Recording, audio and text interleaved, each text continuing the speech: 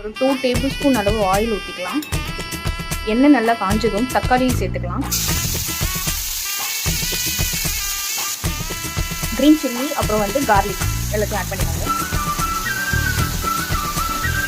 தக்காளி நல்லா வேகும் போதே ஒரு ஸ்பூன் சில்லி பவுடர் அப்புறம் மஞ்சள் தூள் போட்டுக்கோங்க. தேவையான அளவுக்கு உப்பு ஆட் பண்ணி நல்லா வதக்கிக்கோங்க.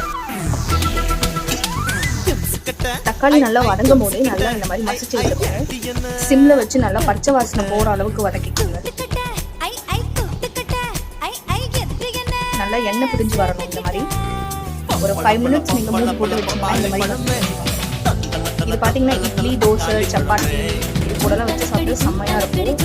ஈஸியான ரெசிபி, கண்டிப்பாக ட்ரை பண்ணுங்க.